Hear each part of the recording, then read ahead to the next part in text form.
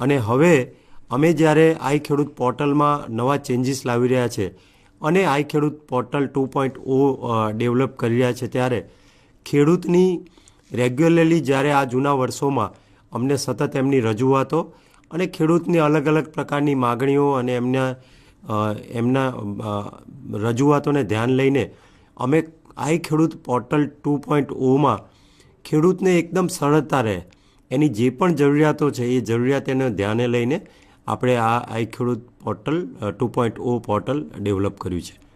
અને અત્યાર સુધી ખેડૂતો વેબ પોર્ટલથી જ અરજી કરતા હતા.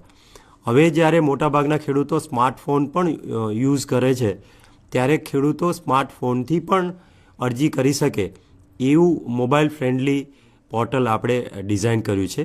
હાલ આપણે કોઈ પણ ખેડૂત સ્માર્ટફોનથી જો એને અરજી કરવી હોય તો પોર્ટલની જે આપણી વેબસાઇટ લિંક છે એ હમણાં અમિતભાઈ અને સંજયભાઈ આપને સમજાવશે.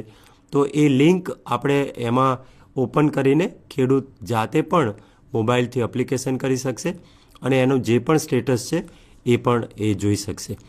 સાથે સાથે ખેડૂતને એની અત્યાર સુધીના જૂના પોર્ટલમાં આપણે એવી કોઈ સુવિધા નથી કે ખેડૂત પોતે એની અરજીની સ્થિતિ શું છે એમણે અમારી જિલ્લા કક્ષાની, તાલુકા કક્ષાની અથવા તો અમારા નજીકના ગ્રામસેવક કે આ વિસ્તરણાધિકારી પાસે પૃચ્છા કરવી પડતી હતી કે મારી આ અરજી કરી છે, હવે આમાં મને આ અરજીનો અને મને લાભ મળશે અથવા અરજી મેં ખરીદી કર્યું તો હવે મને સહાય ક્યારે મળશે.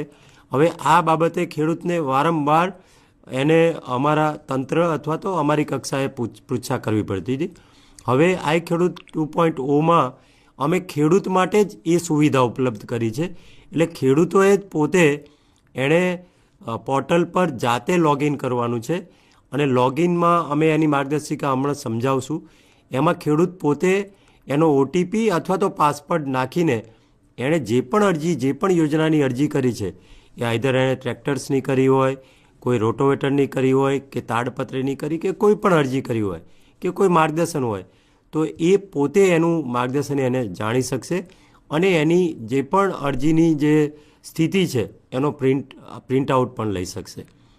ખેડૂતોએ જે લોગિન કરવાનું છે એ લોગિન કરવા માટે ખાસ એનો પોતાનો મોબાઈલ નંબર ખૂબ જ જરૂરી છે. મિત્રો, આજે મોટી સંખ્યામાં આપણા ઓપરેટર મિત્રો વીસી છે, ત્યારે વીસી મિત્રોને ખાસ સૂચના કે ખેડૂતનો પોતાનો મોબાઈલ નંબર એમાં નાખે, નહીં કે આપનો મોબાઈલ નંબર. કારણ એ ડેશબોર્ડ આમાં હવે અમે ખેડૂતને અમે જે અમારી કક્ષાએ અમે ઓફિસર્સ લેવલના જે ડેશબોર્ડ અથવા તો અરજીની જે પરિસ્થિતિ અને શું સહાય કેટલી મળશે, ક્યાં સુધી મળશે, એ દરેકે દરેક બાબત એ અમારા સુધી સીમિત હતી. એ અમે તમામ ખેડૂતને આપી રહ્યા છીએ. એટલે વીસી મિત્રોને ખાસ વિનંતી, આપણા સૌ ગ્રામસેવક મિત્રો છે, વિસ્તરણાધિકારી ભાઈઓ છે, ત્યારે ખેડૂતનો લોગિન કરે છે, રજિસ્ટ્રેશન કરે ત્યારે એનો જ મોબાઈલ નંબર ઉપયોગ કરવાનો છે, નહીં કે અન્યનો. એક ઘરમાં કદાચ 2 થી 3 સભ્યો હોય તો એવી કક્ષાએ એણે એક મોબાઈલ નંબરથી એક અરજી, એક લોગિન જ થઈ શકશે.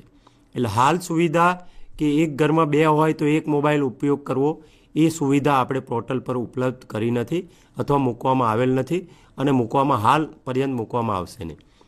બીજું મિત્રો, આપ સૌને ખ્યાલ છે કે છેલ્લા 5-6 દિવસથી જ્યારથી અમે એક પોર્ટલ અંગેની એક પ્રેઝન્ટેશન અમારા તંત્ર મારફત નીચે આપ્યું હતું, ત્યારબાદ સોશિયલ મીડિયામાં ઘણી ખોટી માહિતી પ્રસિદ્ધ થઈ છે કે પોર્ટલ ખોલવા માટે કે સોમવારથી ખુલશે કે આ તારીખથી ખુલશે, આવી રીતે ખુલશે, એનો અગ્રતાક્રમ આપવામાં આવશે કે ડ્રો નહીં કરવામાં આવે.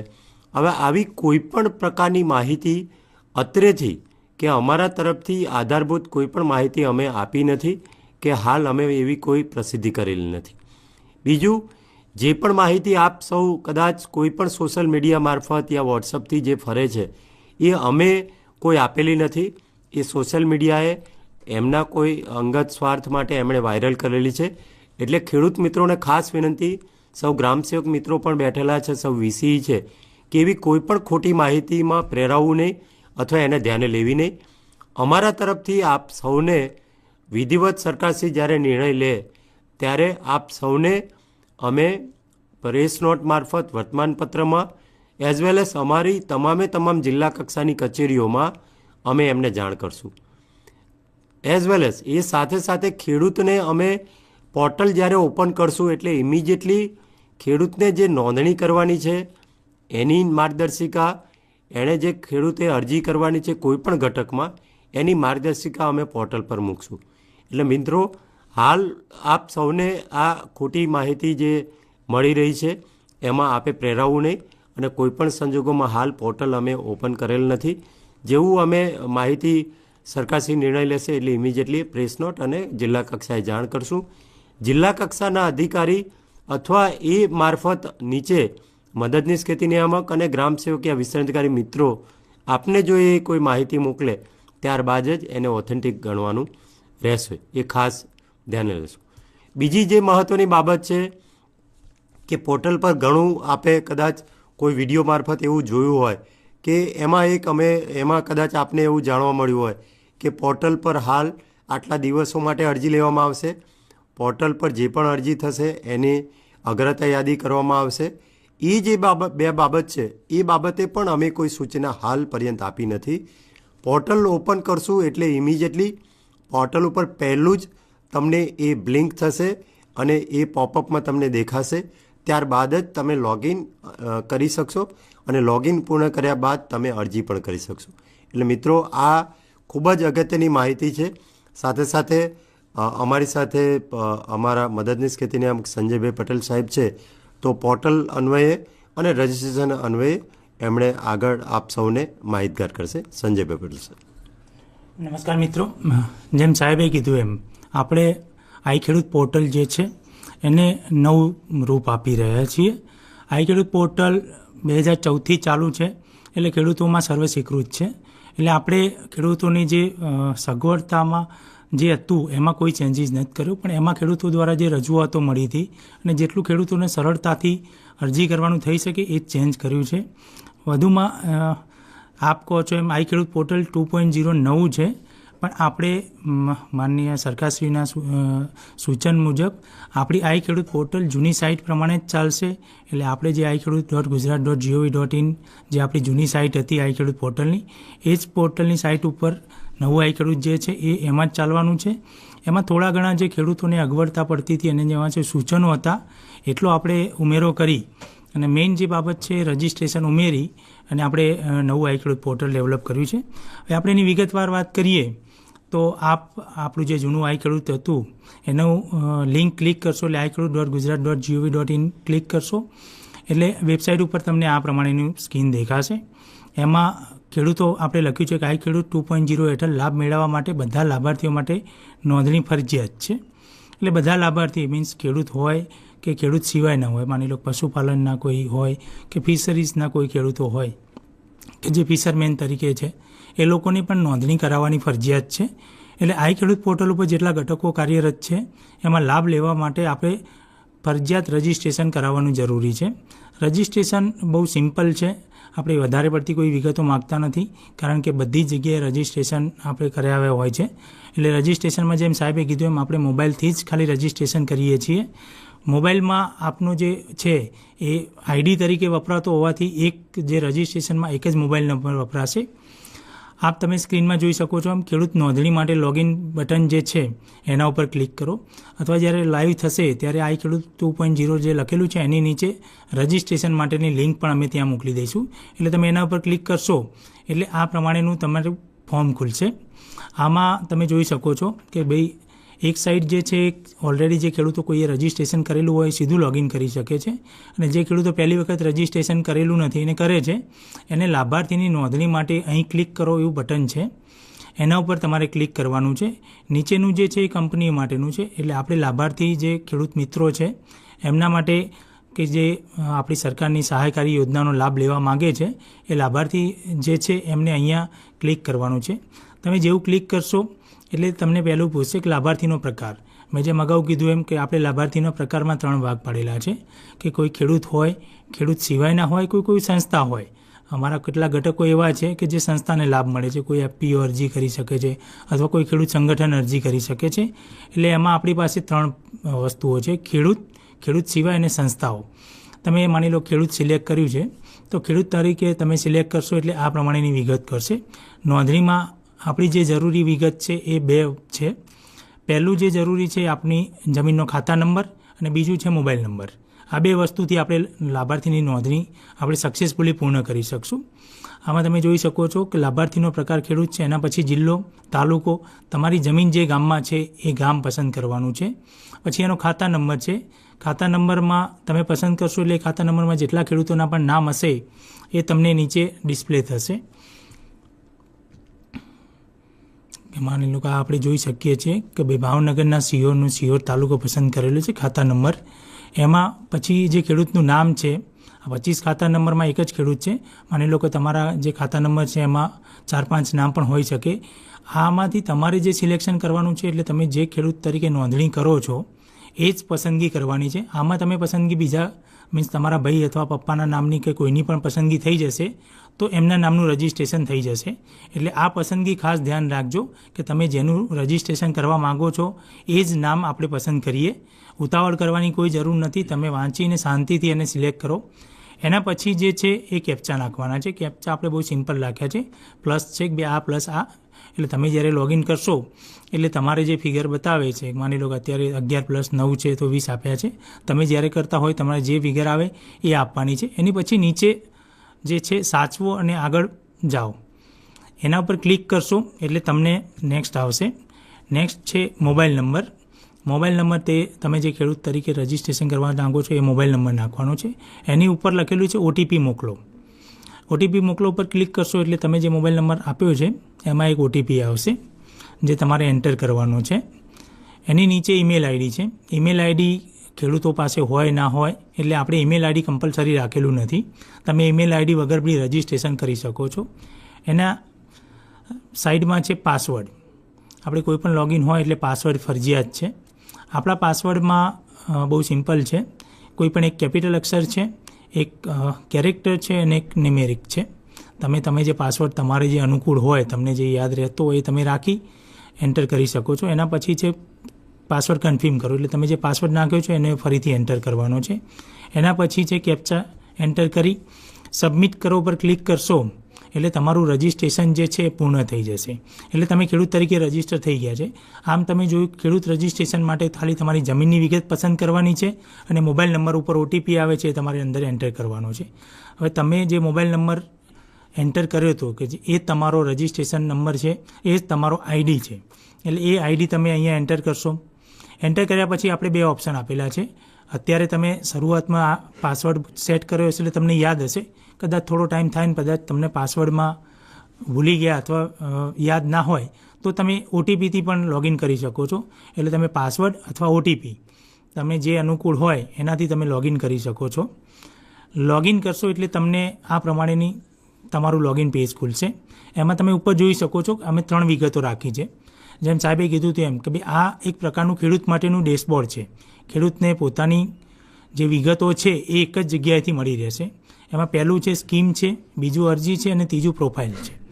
સ્કીમ એ વસ્તુ છે કે અત્યારે ખેતીવાડી ખાતાની બધા વિભાગો મીન્સ ખેતીવાડી, પશુપાલન, બાગાયત એમાંથી કયા ઘટકોમાં અરજી લેવાનું ચાલુ છે એની વિગતો અહીંયાથી તમને મળશે. ધારો કે અત્યારે આપણે જોઈ શકીએ છીએ કે ભાઈ ખેતીવાડી વિભાગમાં કોઈ પસંદ કરેલી નથી, તમે પસંદ કરી શકો છો. ત્યાં વિભાગમાં ડ્રોપડાઉનમાં ખેતીવાડી, પશુપાલન, બાગાયત, મત્સ્ય જે આપણા વિભાગો છે બધા જ છે. પછી તમે શોધો પર ક્લિક કરો તો ખેતીવાડી હશે તો ખેતીવાડીની સ્કીમો દેખાશે. બાગાયતમાં તમારી ઇન્ટરેસ્ટ હશે તો બાગાયતની સ્કીમ બતાવશે. અને તમે ઓલ રાખશો, કોઈ પણ વિગત પસંદ નહીં કરો તો બધા વિભાગોની જેટલી પણ ઘટકોમાં અરજીઓ ચાલુ હશે બધા જ તમને દેખાશે. અહીંયા તમે નીચે જોઈ શકો છો ઘટક દેખાય છે કે ભાઈ મને લોકો ટ્રેક્ટર ટેલર છે.